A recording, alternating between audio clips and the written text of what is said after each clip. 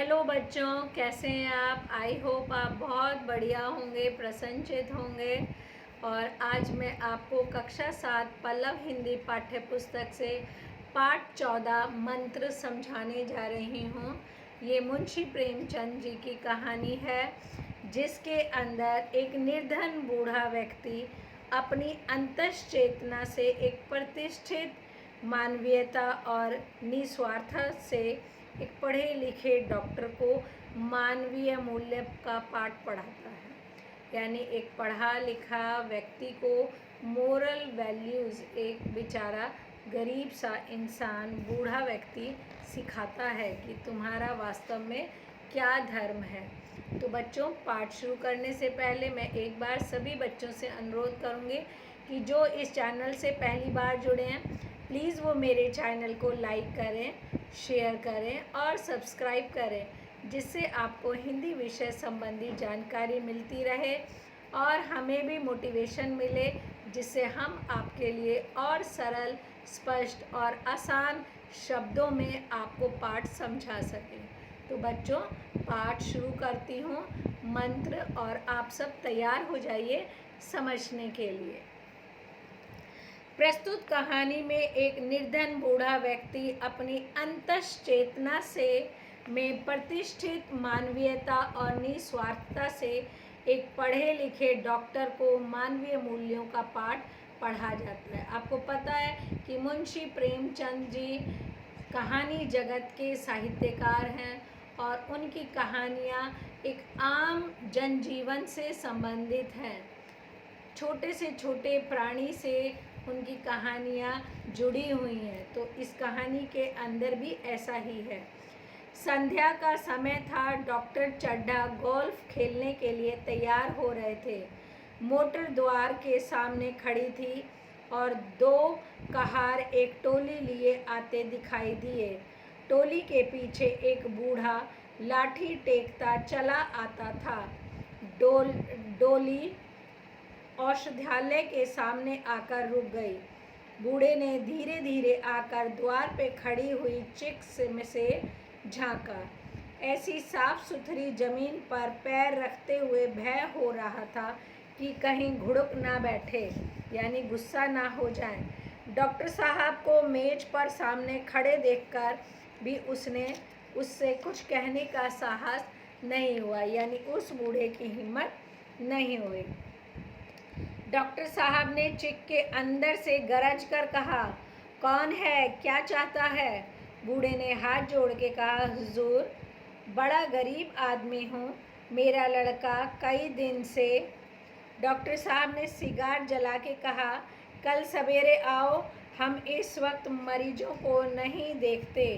बूढ़े ने घुटने टेक कर जमीन पे सर रख दिया और बोला, दुहाई है सरकार की, लड़का मर जाएगा हुजूर, 4 दिन से आंखें नहीं।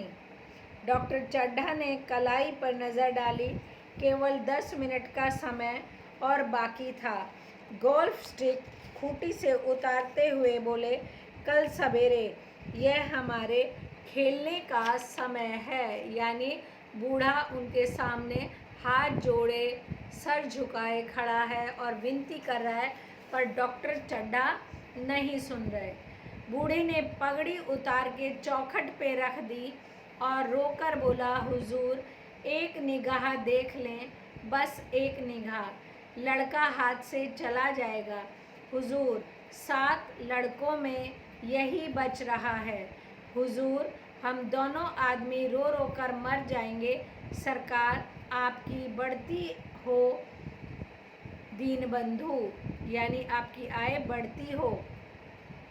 ऐसे उजंड देहाती वहाँ प्राय रोज आया करते थे। गांव के देहाती लोग वहाँ रोज आते थे।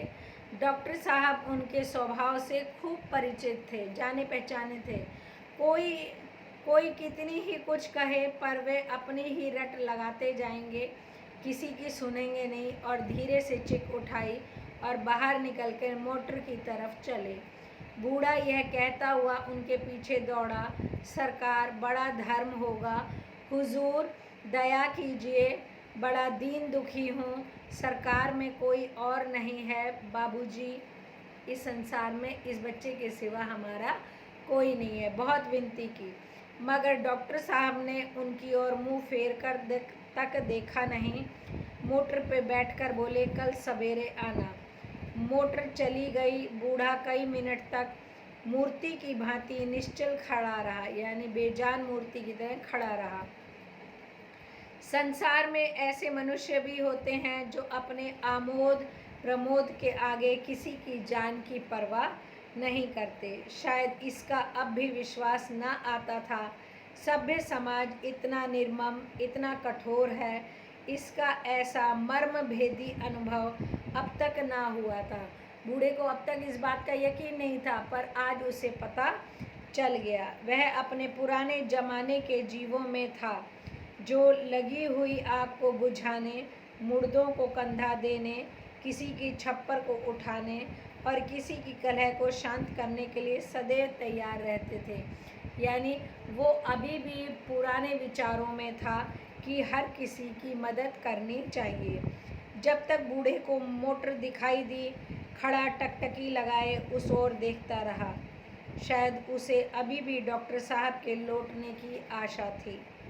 फिर उसने कहारों से डोली उठाने को कहा। डोली जिधर से आई थी उधर ही चली गई। चारों ओर से निराश होकर वह डॉक्टर चड्ढा के पास आया था, यानी बड़ी उम्मीद लेकर वह डॉक्टर चड्ढा के पास आया था। इनकी बड़ी तारीफ सुनी थी। यहाँ से निराश होकर वह अपने किसी दूसरे डॉक्टर के पास ना गया। किस्मत ठोक ली। उसी रात उसका हंसता खेलता 7 साल का लड़का अपनी बाल लीला समाप्त करके इस संसार से सिधार गया। बूढ़े माँ बाप के जीवन का यही एक आधार था। इसी का मुंह देखकर जीते थे। इस दीपक के बुझते ही जीवन की अंधेरी रात भाएं भाएं करने लगी। बुढ़ापे की विशाल ममता टूटे हुए हृदय से निकलकर उस अंधकार में आर्त स्वर में रोने लगी। यानी एकमात्र वही सहारा था, और वो भी आज इस दुनिया को छोड़ गया था। तो अब उन्हें सब कुछ अंधेरा दिखने लगा। कई साल हो गए, गुजर गए। डॉक्टर चड्ढा ने खूब यश और धन कमाया, लेकिन इसके साथ ही अपने स्वास्थ्य की रक्षा भी की, जो एक असाधारण बात थी। यह उनके नियमित जीवन का आशीर्वाद था कि 50 वर्ष की अवस्था में उनकी चुस्ती और फुर्ती युवकों को भी लज्जित करती थी। उनके हर एक काम का समय नियत था। इस नियत से वह जो भी नहीं टलते थे। बहुधा लोग स्वास्थ्य के नियमों का पालन उस समय करते थे जब रोगी हो जाते थे। यानी डॉक्टर चड्ढा 50 साल में भी जवान दिखते थे, क्योंकि वो टाइम के पक्के थे और सभी काम समय पे करते थे। डॉक्टर चड्ढा उपचार और संयम का रहस्य खूब समझते थे। उनकी संतान संख्या भी इसी नियम के अधीन थी। उनके केवल 2 बच्चे हुए, एक लड़का और एक लड़की। तीसरी संतान ना हुई, इसलिए श्रीमती चड्ढा भी अभी जवान मालूम होती थी। लड़की का तो विवाह हो चुका था, लड़का कॉलेज में पढ़ता था। वह माता पिता के जीवन का आधार था। शील विनय का पतला, बड़ा ही उदार, विद्यालय का गौरव, युवक समाज की शोभा, मुखमंडल पे तेज की छटा सी निकलती थी। आज उसी की 20वीं सालगिरह थी। संध्या का समय था। हरी हरी घास में कुर्सियां बिछी हुई थी। शहर के रईस और हुकुम एक तरफ, कॉलेज के छात्र दूसरी तरफ बैठे भोजन कर रहे थे। बिजली के प्रकाश से सारा मैदान जगमगा रहा था। आमोद प्रमोद का सामान भी जमा था, यानी सब मनोरंजन में डूबे हुए थे। छोटा सा प्रहसन खेलने की तैयारी थी। प्रहसन स्वयं कैलाश नाथ ने लिखा था, वही मुख्य एक्टर भी था। इस समय वह एक रेशमी कमीज पहने नंगे पांव इधर से उधर मित्रों की आवभगत में लगा हुआ था। कोई पुकारता, कैलाश जरा इधर आना। कोई उधर से बुलाता, कैलाश क्या उधर ही रहोगे? सभी उसे छेड़ते थे, चुहल करते थे। बेचारे को जरा दम मारने का भी अवकाश नहीं मिला। सहसा एक महिला ने उसके पास आके कहा, क्यों कैलाश, तुम्हारे सांप कहाँ हैं? जरा मुझे दिखाओ तो। कैलाश ने उसके हाथ मिला के कहा, मृणालिनी, इस वक्त क्षमा करो, कल दिखा दूंगा। मृणालिनी ने आग्रह करा, जी नहीं, तुम्हें दिखाना पड़ेगा, मैं आज नहीं मानने की, तुम रोज कल कल करते हो। मृणालिनी और कैलाश दोनों सहपाठी थे। कैलाश को सांपों को पालने, खेलने और नचाने का शौक था। तरह तरह के सांप पाल रखे थे। उनके स्वभाव और चरित्र की परीक्षा करता था। थोड़े दिन हुए उसने विद्यालय में सांपों पर एक मार्ग का व्याख्यान दिया था। सांपों को नचाकर दिखाया भी था। प्राणी शास्त्र के बड़े पंडित जी वह व्याख्यान सुनकर दंग रह गए थे। यह विद्या उसने एक बूढ़े सपेरे से सीखी थी। सांपों की जड़ी बूटियां जमा करने का उसे मर्ज था। इतना पता भर मिल जाए कि किस व्यक्ति के पास कोई अच्छी जड़ी है, फिर उसे चैन न आता था, उसे लेकर ही छोड़ता था। यही एक व्यसन था। इस पर हजारों रुपए फूंक चुका था। मृणालिनी कई बार आ चुकी थी, पर कभी सांपों को देखने की उतनी उत्सुक नहीं हुई थी। कह नहीं सकते आज उसकी उत्सुकता सचमुच जाग गई थी, या वह कैलाश पर अपने अधिकार का प्रदर्शन करना चाहती थी, यानी उस पर अपना रौब जमाना चाहती थी। पर उसका आगाह बेमौके था। कोठरी पर इतनी भीड़ लग जाएगी, भीड़ को देखकर सांप कितने चौंकेंगे और रात के समय उन्हें छेड़ा जाना कितना बुरा लगेगा, इन बातों का उसे जरा भी ध्यान न आया। यानी उसने सब कुछ हमेशा दिन में किया था, तो रात को उसे पता ही नहीं था। कैलाश ने कहा, नहीं, कल जरूर दिखा दूंगा। इस वक्त अच्छी तरह दिखा भी तो ना सकूंगा, कमरे में तिल रखने की भी जगह नहीं मिलेगी।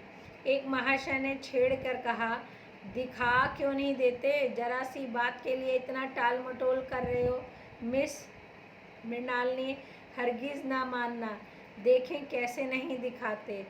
दूसरे महाशय ने रद्दा चढ़ाया, मिस मृणालिनी इतनी सीधी और भोली हैं, तभी आप इतना मिजाज करते हैं। कोई दूसरी होती तो इस बात पर बिगड़ खड़ी होती। तीसरे साहब ने मजाक उड़ाया, अजी बोलना छोड़ देती, भला कोई बात है, बेचारी इतना आग्रह कर रही है। इधर ये महाशय टरकाए जा रहे हैं। मृणालिनी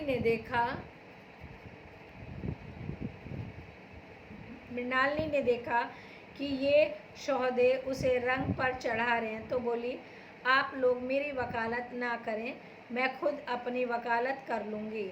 मैं इस वक्त सांपों का तमाशा नहीं देखना चाहती, चलो छुट्टी हुई। इस पे मित्रों ने ढाका लगाया।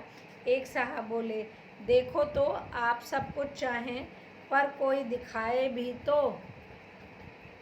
कैलाश को मृणालिनी की झेपी हुई सूरत देखकर मालूम हुआ कि इस वक्त उसका इनकार वास्तव में उसे बुरा लगा है। जो ही प्रतिभोज समाप्त हुआ और गाना शुरू हुआ, उसने अन्य मित्रों द्वारा सांपों के दरबे में ले जाकर महुअर बजाना शुरू किया। फिर एक एक खाना खोलकर एक एक सांप दिखाने लगा। वाह, क्या कमाल था! ऐसा जान पड़ता था कि वे कीड़े उसकी एक एक बात, उसके मन का एक एक भाव समझते हैं। किसी को उठा लिया, किसी को गर्दन में डाल लिया, किसी को हाथ में लपेट लिया। मृणालिनी बार बार मना करती कि इन्हें गर्दन में ना डालो, दूर से ही दिखा दो, बस जरा नचा दो। कैलाश की गर्दन से लिपटे सांपों को देखते ही उसकी आह निकल जाती थी। पछता रही थी कि मैंने व्यर्थ ही इनसे सांप दिखाने को कहा था, मगर कैलाश एक ना सुनता था। अपने मित्रों के सम्मुख अपनी सर्पकला प्रदर्शन का ऐसा अवसर पाकर वह कब चूकता। एक मित्र ने टीका की, जरूर दांत तोड़ डाले होंगे। कैलाश हंसकर बोला, दांत तोड़ डालना मदारियों का काम है, किसी ने दांत नहीं तोड़े गए हैं। कहिए तो दिखा दूं। कह के उसने एक काले सांप को पकड़ लिया और बोला, मेरे पास इससे बड़ा और जहरीला सांप दूसरा नहीं है। अगर किसी को काट ले तो आदमी आनन फानन में मर जाए, लहर भी ना आए। उसके कांटे का मंत्र नहीं, इसके दांत दिखा दूं।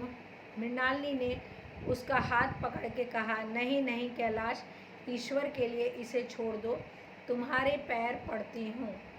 इस पर एक दूसरे मित्र बोले, मुझे तो विश्वास नहीं आता, लेकिन तुम कहते हो तो मान लूँगा। कैलाश ने सांप की गर्दन पकड़ के कहा, नहीं साहब, आप आँखों से देखकर मानिए। दांत तोड़कर वश में किया तो क्या किया। सांप बड़ा समझदार होता है। अगर उसे विश्वास हो जाए कि इस आदमी से मुझे कोई हानि ना पहुँचेगी तो वह उसे हरगिज़ ना काटेगा।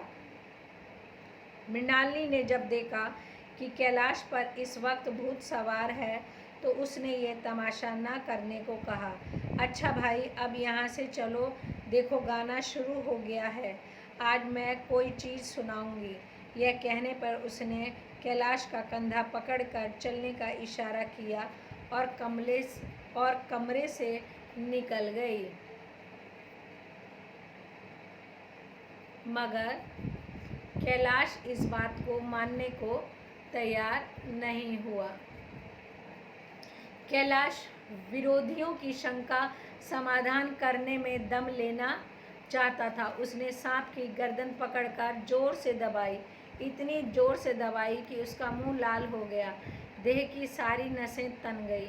सांप ने जब तक उसके हाथ को ऐसा व्यवहार ना देखा था, उसकी समझ में नहीं आ रहा था कि ये मुझसे क्या चाहते हैं। अतः शायद भ्रम हुआ और मुझे मार डालना चाहते हैं। अतः वह आत्मरक्षा के लिए तैयार हो गया।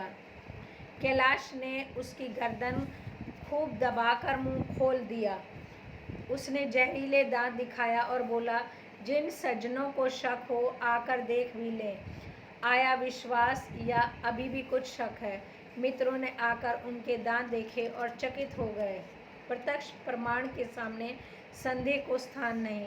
मित्रों का शंका निवारण करके कैलाश ने सांप की गर्दन ढीली कर उसे जमीन पर रखना चाहा, पर वह काला गेहूँअन क्रोध से पागल हो रहा था। गर्दन नरम पड़ते ही उसने सिर उठाकर कैलाश की उंगली में जोर से काटा और वहाँ से भागा। कैलाश की उंगली से टप टप खून टपकने लगा। उसने जोर से उंगली दबा ली और अपने कमरे की तरफ दौड़ा। वहाँ मेज की दराज में एक जड़ी रखी हुई थी, जिसे पीस कर लगा देने से घातक विष भी रफू हो जाता है। मित्रों में हलचल पड़ गई। बाहर महफिल में भी खबर हुई। डॉक्टर साहब घबरा के दौड़े। फौरन उंगली की जड़ कस कर बांधी गई और जड़ी पीसने के लिए दी गई। डॉक्टर साहब जड़ी के कायल ना थे। वे उंगली को डसा भाग नश्तर से काट देना चाहते थे, मगर कैलाश को जड़ी पर पूर्ण विश्वास था। मृणालिनी पियानो पर बैठी हुई थी। यह खबर सुनते ही दौड़ी और कैलाश की उंगली से टपकते खून को रुमाल से पोंछने लगी। जड़ी पीसे जाने लगी, पर उसी 1 मिनट में कैलाश की आंख झपकने लगी, होठों पर पीलापन दौड़ने लगा, यहाँ तक कि वह खड़ा ना रह सका और फर्श पर गिर पड़ा, यानी सांप ने उसे डस लिया। सारे मेहमान कमरे में जमा हो गए। कोई कुछ कहता, कोई कुछ। इतने में जड़ी पीसकर आ गई। मृणालिनी ने उंगली पर लेप लिया। 1 मिनट और बीता। कैलाश की आंखें बंद हो गई। उसने लेप पर हाथ से पंखा झेलने का इशारा किया। माँ ने दौड़कर उसका सिर गोद पे रख लिया और बिजली का टेबल फैन लगा दिया। डॉक्टर साहब ने झुककर पूछा, कैलाश कैसी तबीयत है? कैलाश ने धीरे से हाथ उठा दिया। पर कुछ बोल ना सका। मृणालिनी ने करुण स्वर से कहा, क्या जड़ी कुछ असर ना करेगी? डॉक्टर साहब ने फिर सिर पकड़कर कहा, क्या बतलाऊं? मैं इनकी बातों में आ गया। अब तक नश्तर से भी कुछ फ़ायदा ना होगा। आधे घंटे तक यही हाल रहा।